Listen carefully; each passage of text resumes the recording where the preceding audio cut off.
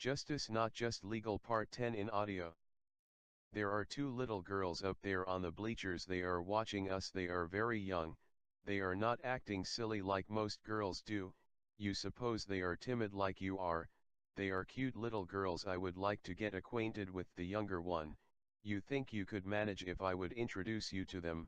You would not need to say anything, you could just nod your head and smile. I don't know, Joel, pitch me a few more balls and I will think about it. Okay, they will not leave, they want to get acquainted with us. That younger one is a determined little girl, I can tell that by the way she looks. On Lamar's way back he takes his time and he steals a glance at Pepper Lace. Joel is right, they are both very cute, and just before Lamar turns to receive Joel's next pitch, he steals another glance at Pepper Lace and she smiles and sends him a message that buckles his knees under him. His legs have turned to rubber, so he turns quickly and squats to receive Joel's pitch. It is a good one, it's right over the plate. After receiving the ball, Lamar knows their practice is over, he cannot keep his mind on the ball, it would be dangerous, so Lamar tosses the ball to Joel, he throws up his hand and shouts, "I quit." Lamar walks slowly over to Joel, he grins at Joel and whispers, "Okay, I give up, let us go meet the little girls. In my state of mind you will kill me with one of those fastballs of yours. That older girl sent me a secret message that almost crippled me, my legs turned to rubber. Let's see if they will come over to your house, we could visit in your rec room." I don't know, Joel, I have never had a girl over, I don't know what mother would think. She won't care, your mother is neat, she will enjoy the girls. Okay, you may be right, she has always wanted a baby girl, she has even talked of adopting one. The little girls had come down from the bleachers and they meet the boys at the gate coming out of the ballpark. Little Sarah takes the lead with sincerity and a nice smile, she speaks. "Good morning, I am Sarah and Pepper Lace here is my best friend." Joel marvels at Sarah's relaxed and grown-up persona, she is certainly not timid as he had thought, and with a big smile Joel speaks. "I am Joel, and Lamar here is my best friend. Would you girls like to come over to Lamar's house and visit? He even has a nice pool table, we could play some pool. Whatever you boys would like, it would make me very happy. I am sure Pepper Lace would have no qualms, would you, Pepper Lace?" "I would love to, that sounds neat, I have never played pool, I would like to try, do you think I can?" Joel chuckles, "Anyone can play pool, I will teach you. Among my friend I am the champ and I have played since I could reach the top of the pool table." Lamar and Pepper Lace take the lead and Joel and Sarah linger behind. Pepper Lace has put Lamar at ease, he is able to speak quite well now. Sarah hit it off very well with Joel. Joel is very excited and fond of this little girl, he has never met a girl as cute and as nice as Sarah. Lamar unlocks the door and in his timid way he invites them in. Then he goes in search of his mother, he wants her to meet the girls. "Mother, where are you? There is someone I want you to meet." It is not long and Lamar is back in with the rest of them, he stands looking to be deep in thought, he is troubled. "Oh no, mother is gone, I forgot she will be gone all day, what is she going to think with me having you girls here, she will not be back until 5 this afternoon." Sarah comes to his rescue. "Don't worry Lamar, we will be well behaved, your mother will understand. Can you boys tolerate us girls for the day? I would like to spend the day with you and I would like to visit with your mother when she gets home anyway." The other three are stunned and they stare at Sarah with wonder. The boys are very happy and Joel is thrilled, he speaks with eagerness and delight. "Tolerate you? It would be like heaven on earth. She is right Lamar, your mother will understand. She is a real neat lady Sarah and you will love her." "Lamar, are you at ease? If it will make you unhappy we will go, it would make me sad but I will survive, I will not enjoy you boys if you are unhappy."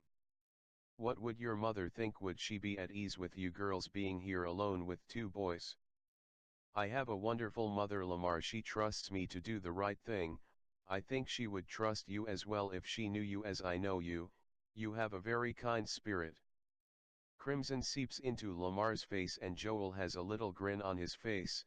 Inside Joel is hopping with delight and Lamar's shyness amuses Joel. I would be very depressed and unhappy if you girls would have to leave. I am sure you will melt my mother's heart.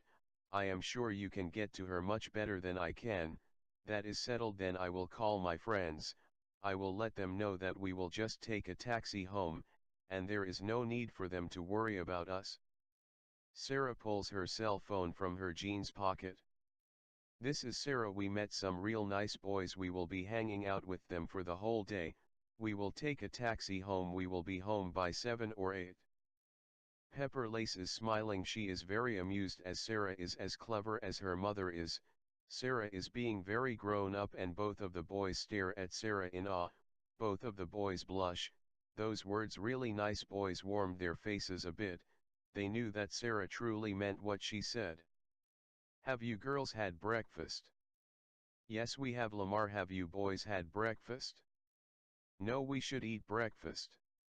I and Pepper Lace would like to cook you boys a nice breakfast. Would that be okay? Really, you really could. That would be so neat to see, wouldn't it, Lamar? And you girls would not mind us watching you, would you? We would like for you to watch us, that is if it gives you pleasure. Joel is serious. He speaks with passion. If it gives us pleasure? You are like a cool breeze caressing my face on a hot summer day. It is before Sarah could stop herself. She makes a statement that makes her blush. She feels very foolish, but she gets a hilarious response from the other three. I am glad you didn't say we were like a hot pot-bellied stove on a cold winter day. The other three busts into laughter, and then they apologize for laughing. That is okay. I don't know what made me say such a foolish thing. Sometimes I speak without thinking. Joel speaks quickly. It was not foolish, Sarah, and you are just an honest, down-to-earth little girl. Besides, it would have been very fitting. Speaking of a girl I know at school, she moves far too little and consumes far too many carbs, but she does have a sweet personality. Joel's remark gets a hearty laughing and giggling by all four. Both of the boys are very pleased. Watching those little girls, it is truly matchless pleasure. The girls soon see the end of the task and breakfast is now served on the dining room table. The girls sip minted chamomile tea as they enjoy watching the boys enjoy their breakfast. The boys speak a few times of the nice breakfast. Also they speak of the great speed of the task. The atmosphere the girls provide is not without note as well.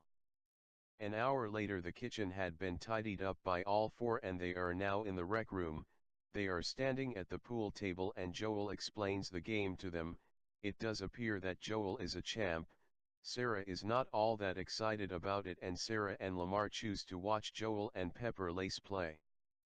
As Joel prepares the balls for the break, he drops two of them. Pepper Lace retrieves them both and it is long before they reach the floor. One is in each hand and Joel is amazed.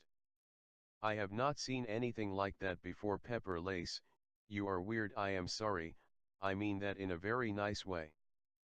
Pepper Lace wins 3 times straight. Each time Joel would speak with a frown.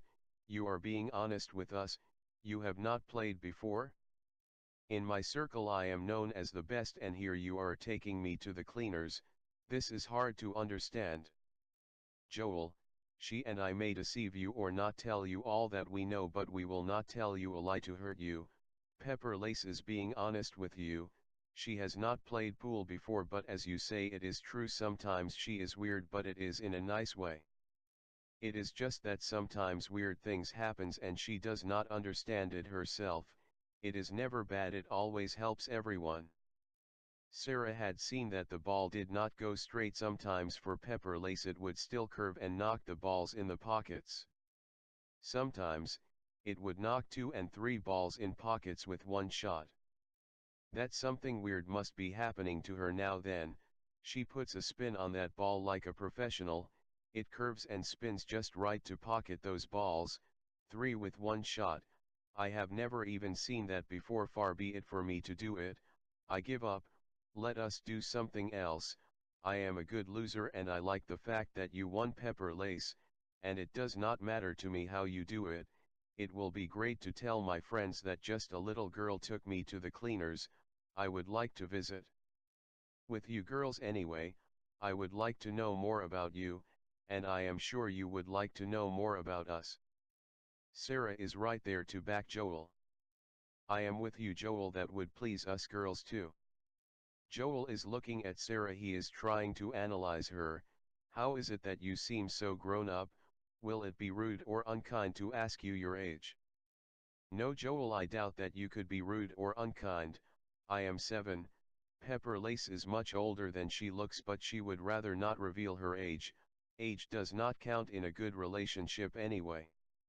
So true Sarah, of course I do not actually see you as a 7-year-old, I don't doubt you though, I see you more as my age, you are just a little smaller. The day is spent doing many things. Joel and Sarah spend some time hugging each other, they also softly kiss each other on the cheek. The pair is sort of in a world of their own.